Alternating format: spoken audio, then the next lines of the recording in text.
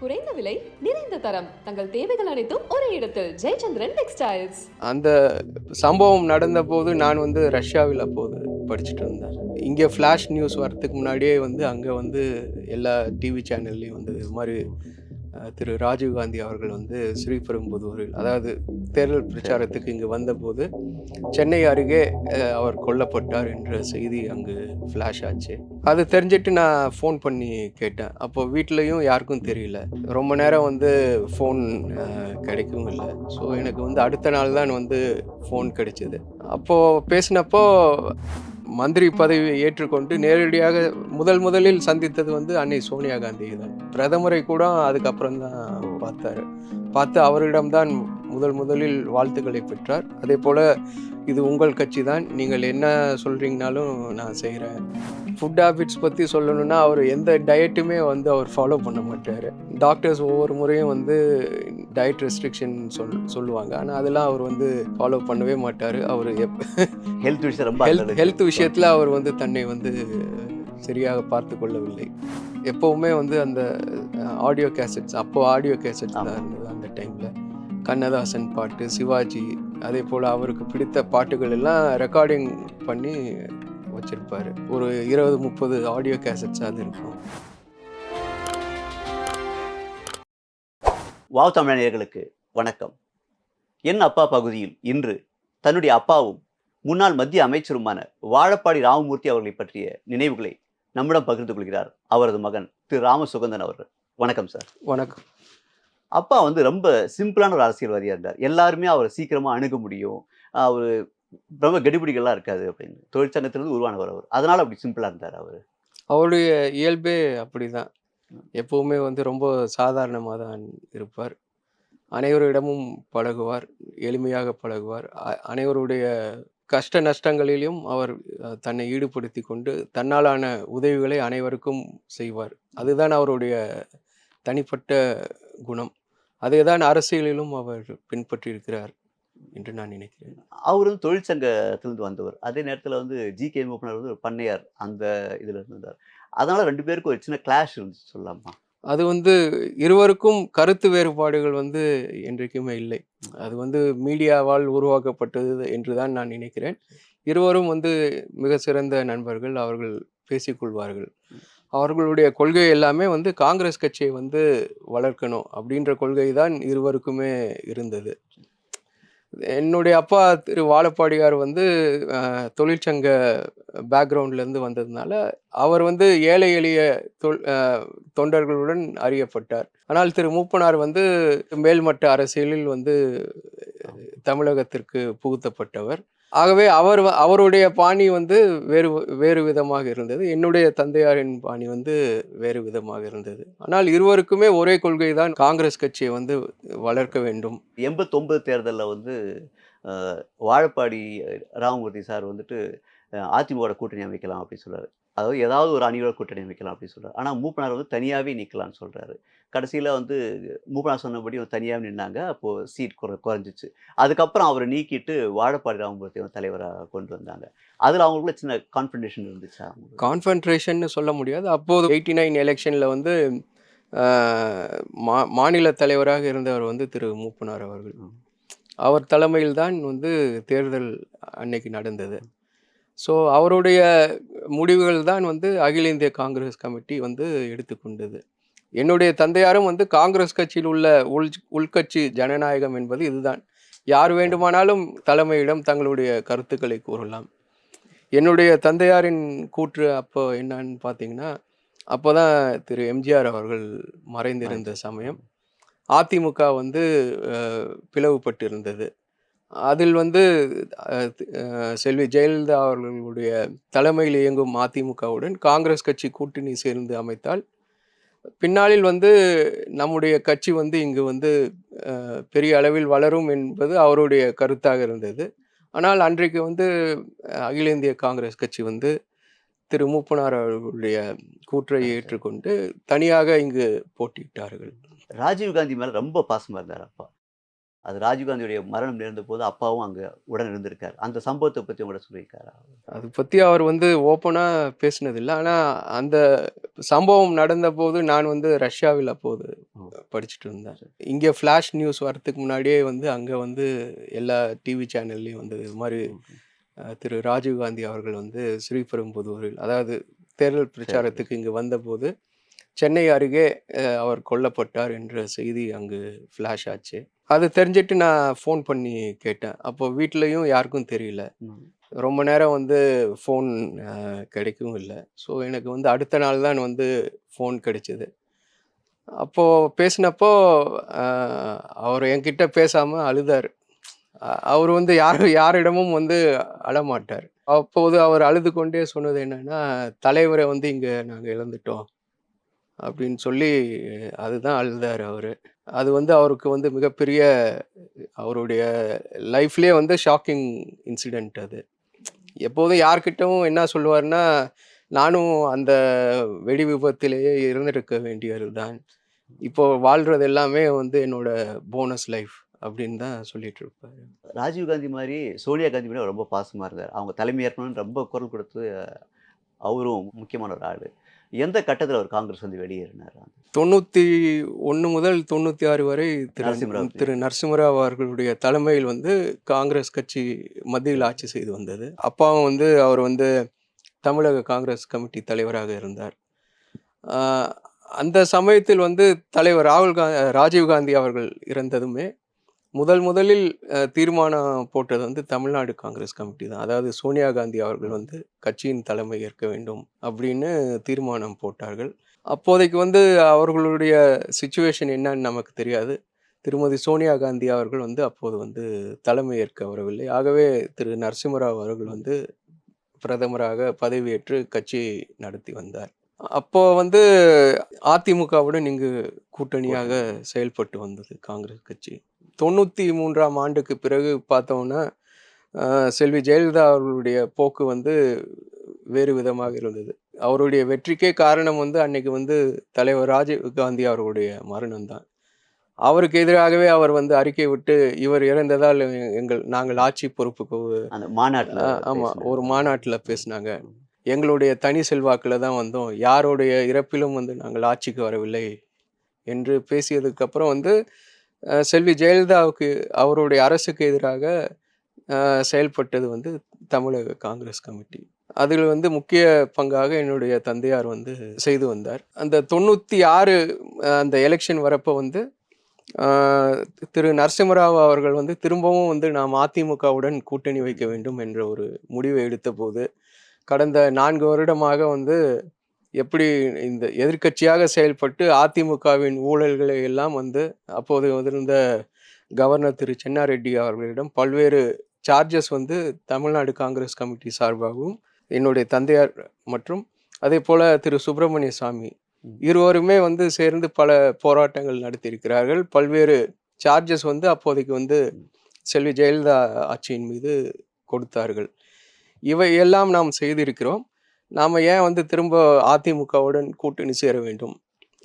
அந்த கேள்வியை கேட்டு அப்போது வந்து திவாரி காங்கிரஸ் என்ற அமைப்பு அகில இந்திய அளவில் வந்து திரு நாராயண் திவாரி அவர்களுடைய தலைமையில் உருவாகியது. என்டி திவாரி, நாராயண் தத் திவாரி. ஸோ அதோடைய தமிழக யூனிட் தலைவராக அப்போது என்னுடைய தந்தையார் செயல்பட்டார். அப்போ பாமகவுடன் கூட்டணி ஏற்பட்டது. நீங்கள் இந்த சம்பவம் சொல்லும்போது தான் ஜெயலலிதா கிட்ட ரொம்ப நெருக்கமாக இருந்த தலைவரும் இவர் தான், பரம எதிரியான தலைவரும் இவர் தான். அதாவது 91 தேர்தலையும் சரி 98 தேர்தலையும் வந்து ஜெயலலிதாவுடைய தோளோடு தோள் கொடுத்து நின்னார். அதே அடுத்தடுத்த தேர்தல்கள் வந்து எதிரி ஆயிட்டாங்க. இன்ஃபேக்ட் 99 தேர்தலில் வந்து எப்படியாவது வாழப்படாம தோக்கடிக்கணும் அப்படின்னு சொல்லிட்டு ரொம்ப தீவிரமாக இருந்தாங்க ஜெயலலிதா. அவங்களுடைய நட்பை பற்றி கொஞ்சம் சொல்லுங்கள் சார். அரசியல் கடந்த நட்பை பற்றி கொஞ்சம் சொல்லுங்கள். என்னுடைய தந்தையாரை வந்து அவர்கள் வந்து காங்கிரஸ் கமிட்டி தலைவராக பொறுப்பேற்ற போது அவருக்கு கொடுக்கப்பட்ட கட்டளை வந்து அதிமுகவுடன் நாம் இணைந்து செயல்பட வேண்டும் என்ற ஒரு ஒன்லைன் இன்ஸ்ட்ரக்ஷன், அதுபடி தான் வந்து செயல்பட்டு வந்தார். அப்போது வந்து செல்வி ஜெயலலிதா அவர்கள் வந்து சில சமயம் வந்து காணாமல் போயிடுவாங்க. ஒரு 6 மாதம் காணாமல் போயிடுவாங்க, 6 மாதம் கழித்து வருவாங்க. அந்த டைமில் வந்து அதிமுக கட்சியினர் அனைவரும் வந்து என்னுடைய தந்தையார் அவர்களுடன் தான் வந்து இணைந்து போராட்டங்கள் எல்லாம் அப்போது நடைபெற்று வந்த திமுக அரசுக்கு எதிராக செய்து வந்தார்கள். என்னுடைய வீட்டிலேயே பல அதிமுக தலைவர்களை நான் பார்த்திருக்கிறேன். திரு செங்கோட்டையன், திரு மதுசூதனன், இது போன்ற பல தலைவர்கள் வந்து அடிக்கடி வந்து பேசிட்டு போவாங்க. செல்வி ஜெயலலிதா அவர்களுக்கு எப்போதெல்லாம் சிக்கல் இருந்ததோ அப்போது வந்து என்னுடைய தந்தையாரும் அந்த சிக்கலிலிருந்து அவர் மீண்டு வருவதற்கு ஒரு ஊன்றுகோலாக இருந்திருக்கிறார் என்று நான் கருதுகிறேன். ஆனால் வந்து எப்போது அவர் வந்து ராஜீவ்காந்தி அவர்களுடைய மரணத்தை கொச்சைப்படுத்தி பேசினாரோ அதுக்கப்புறம் வந்து அவர் மீது கோவம் தான் வந்தது என்னுடைய தந்தையாருக்கு. ஆனா அதுக்கு பிறகும் 98ல கூட்டணி அமைச்சார். 98ல வச்சாங்க. ஏன்னா வந்து அப்போதைய வந்து திமுகவின் ஆட்சியை வந்து என்னுடைய தந்தையார் வந்து எதிர்த்து வந்தார். திமுகவுக்கு எதிராக ஒரு கூட்டணி அமைக்க வேண்டும் என்ற காரணத்திற்காக திரும்பவும் வந்து செல்வி ஜெயலலிதா அவர்களுடன் சேர்ந்து மதிமுக, பாமக மற்றும் பல கட்சிகள் பாஜகவுடன் சேர்ந்து கூட்டணி அமைத்தார். அப்போது அவங்களோட நட்புக்கான ஏதாவது தனிப்பட்ட சம்பவங்கள் எதுவும் இருக்கா சார்? அவங்க நட்பை விளக்குறதுக்கான தனிப்பட்ட சம்பவம் என்று எதுவும் எனக்கு ஒருவர் மேல ஒரு அன்பு செலுத்துறாங்க. நான் அறிந்தவரை என்னிடம் அவர் எதுவும் சொல்லவில்லை. ஆனால் என்னுடைய தந்தையாரின் பிறந்த நாளுக்கு வந்து அவர் வந்து எங்களுடைய வீட்டிற்கு வந்து தனிப்பட்ட முறையில் வாழ்த்து தெரிவித்தார். உங்களுக்கே தெரியும், செல்வி ஜெயலலிதா அவர்கள் வந்து யாருடைய வீட்டிற்கும் செல்ல மாட்டார். ஸோ அது ஒரு இதாக கருதுகிறேன். ஆனால் என்னுடைய மனதை வந்து இன்னும் நெருடலாக இருக்கும் ஒரு சம்பவம் என்னன்னா, அவர் இறந்ததுக்கு அப்புறம் வந்து அவர் வந்து பார்க்கவே இல்லை, அஞ்சலி செலுத்த வரவில்லை. அது ஒரு பெரிய குறையாகவே நான் பார்க்கிறேன். ஏன் அவர் வரவில்லை என்று அவரிடம்தான் கேட்க வேண்டும். அவரும் இப்போது இல்லை. அதே மாதிரி கலைஞரோடையும் வந்து அவருக்கு நட்பாகவும் இருந்திருக்காரு, எதிரியாகவும் இருந்திருக்காரு, அரசியல் எதிரியாகவும் இருந்திருக்காரு. அதை தாண்டி அவங்களும் நல்ல நட்பு இருந்துச்சா? என்னுடைய தந்தையாரின்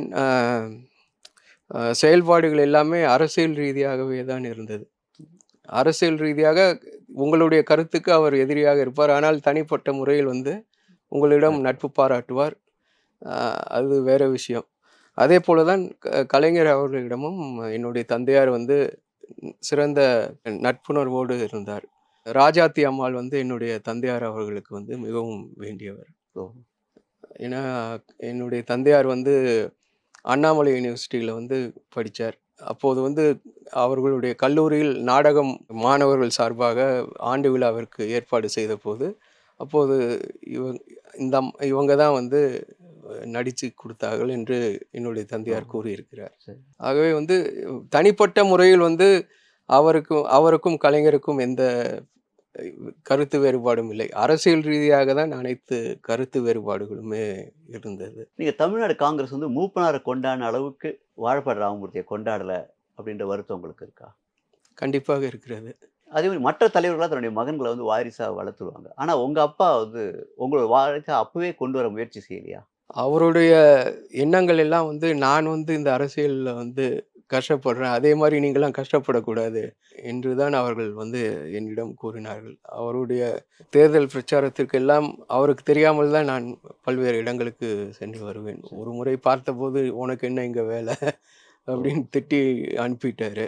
சிலர் வந்து அவருடைய நண்பர்கள் கேட்டிருக்கிறார்கள், ஏன் உங்கள் மகனெல்லாம் வந்து நீங்கள் அரசியல் கொண்டு வரலாமே, ஏன் அவங்களெல்லாம் சும்மா வச்சுருக்கீங்க அப்படின்னு. அவங்களாம் வந்தால் வரட்டும், நான் வந்து அவங்கள முன்னிறுத்த மாட்டேன் என்று தான் அவர் எப்போதுமே கூறி வந்தார். இப்போ உங்கள் அப்பா வந்து ராஜீவ்காந்தி குடும்பத்துக்கு ரொம்ப நெருக்கமாக இருந்தார், காலங்காலமாக காங்கிரஸே இருந்தார். ஆனால் அப்படிப்பட்ட அவர் எந்த சூழலில் பாஜகவுக்கு ஆதரவாக அவங்களோட கூட்டணி கட்சியாக தேர்தலினார்? அது அவருக்கு கஷ்டமா இல்லையா? அது அப்போதும் பார்த்தீங்கன்னா அவர் வந்து தலைவர் ராஜீவ்காந்தி பேரில் தான் தமிழக ராஜீவ் காங்கிரஸ் என்ற கட்சி ஆரம்பித்தார். அவர் வந்து நான் தான் முதலிலே சொன்னது போல் அன்னை சோனியா காந்தி அவர்கள் வந்து காங்கிரஸ் கட்சியை வழிநடத்த வேண்டும் என்று குரல் கொடுத்தவர்களில் அவர் முதலானவர் என்றுதான் நான் சொன்னேன். அவர்கள் வந்து 98 வரைக்குமே அன்னை சோனியா காந்தி அவர்கள் வந்து நேரடி அரசியலுக்கு அவர் வரவில்லை.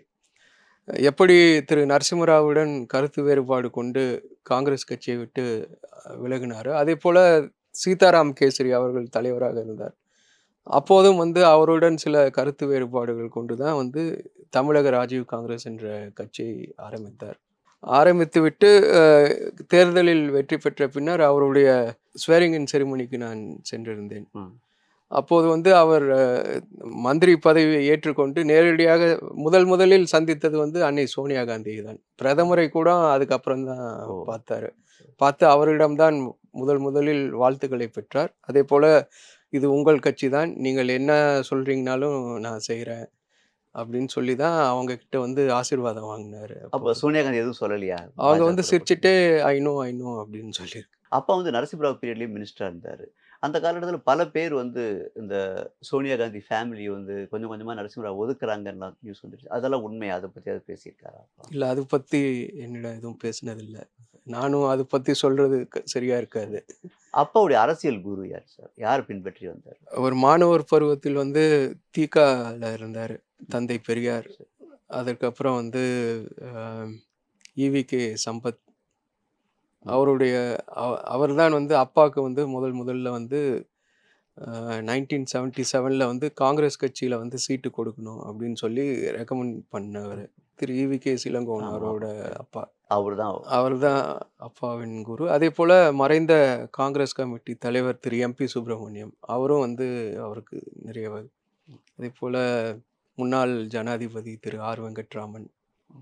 இவர்கள் இவர்கள் அப்பாவுடைய எல்லாருமே அப்பாவின் மீது அபிமானம் கொண்டு அவருடைய வளர்ச்சியில் அவருக்கு உறுதுணையாக இருந்தார்கள். அப்பா நெறைய டிராவல் பண்ணுவார்ல பிரச்சாரத்துக்கு அதுக்குன்னு. அவருடைய ஃபுட் ஹேபிட்ஸ்லாம் எப்படி இருக்கும்? ஏன்னா அது பார்த்து சாப்பிடணும். அதெல்லாம் எப்படி இருக்கும்? ஃபுட் ஹேபிட்ஸ் பத்தி சொல்லணும்னா, அவரு எந்த டயட்டுமே வந்து அவர் ஃபாலோ பண்ண மாட்டாரு. டாக்டர்ஸ் ஒவ்வொரு முறையும் வந்து டயட் ரெஸ்ட்ரிக்ஷன் சொல்லுவாங்க. ஆனா அதெல்லாம் அவர் வந்து ஃபாலோ பண்ணவே மாட்டாரு. அவரு ஹெல்த் விஷயம் ரொம்ப அந்த அளவுக்கு ஹெல்த் விஷயத்துல கவனிச்சுக்கிறாரு. அவர் வந்து தன்னை வந்து சரியாக பார்த்துக் கொள்ளவில்லை. அவரு சினிமாலாம் பார்ப்பாரா? பாடல்கள்லாம் பிடிக்குமா? பாடல்கள் பிடிக்கும், சினிமாவும் பார்ப்பாரு. அவருடைய கார்ல எப்பவுமே வந்து அந்த ஆடியோ கேசெட்ஸ் ஆடியோ கேசெட்ஸ் தான் ஆமா. இருந்தது அந்த டைம்ல. கண்ணதாசன் பாட்டு, சிவாஜி, அதேபோல அவருக்கு பிடித்த பாட்டுகள் எல்லாம் ரெக்கார்டிங் பண்ணி வச்சிருப்பாரு. ஒரு 20, 30 ஆடியோ கேசெட்ஸாவது இருக்கும் அந்த கார்ல. இப்போ வந்து பல மூத்த தலைவர்கள் வந்து காங்கிரஸ்ல வந்து விலகி பாஜக. இந்த சூழல்ல உங்க அப்பா இருந்திருந்தாருன்னா என்ன முடிவு எடுத்திருப்பாருன்னு நினைக்கிறீங்க? அவர் வந்து காங்கிரஸ் கட்சியில தான் இருந்திருப்பாரு. ஏன்னா வந்து அவர் 2001லேயே வந்து காங்கிரஸ் கட்சியில் மீண்டும் தன்னை இணைத்துக் கொண்டார். ம். அப்போதே வந்து அ அவருடைய முடிவு இனிமேல் நாம் காங்கிரஸ் கட்சியை விட்டு வெளியே செல்லக்கூடாது என்று தான் இருந்தது. தேர்தல் அரசியல்ல நீங்க உங்கள இன்னும் முன்னிறுத்திக்கவே இல்ல. ஒரு தடவ தருமபுரி தொகுதியில நின்னீங்க. அதுக்கப்புறம் நீங்க தேர்தல் அரசியலுக்கு அவ்வளவா வரல. என்ன காரணம்? அது அகில இந்திய காங்கிரஸ் தலைமை தான் முடிவு செய்யணும். நான் வந்து எல்லா தேர்தலிலும் போட்டியிட தயாராக இருக்கிறேன். நீங்க சீட் கேட்டிருந்தீங்க நீங்க. தனியாக நின்ற போதும் போட்டியிட்டேன். மற்ற சமயங்களிலும் நான் வாய்ப்புகள் கேட்டேன். ஆனால் என்னை விட அவர்கள் வந்து மற்றவர்கள் சிறப்பாக செயல்படுவார்கள் என்று எண்ணினால் அவர்களுக்கு வாய்ப்பு கொடுத்திருக்கலாம். எனக்கும் அவர்கள் வாய்ப்பு தருவார்கள் என்ற நம்பிக்கை இருக்கிறது. உங்களுக்கு அதுல வருத்தம் இல்ல? இல்ல வருத்தம் இல்ல. வருத்தப்பட்டு எதுவும் நடக்கப் போவதில்லை. அப்பாவுக்கு ஏத்த மகனா காங்கிரஸ் மேல ஒரு பற்றோடயே இருக்கீங்க. கண்டிப்பா. அப்பாவ பத்தி இவ்வளவு கருத்துக்கள சொன்னதுக்கு மிக்க நன்றி சார். ரொம்ப நன்றி.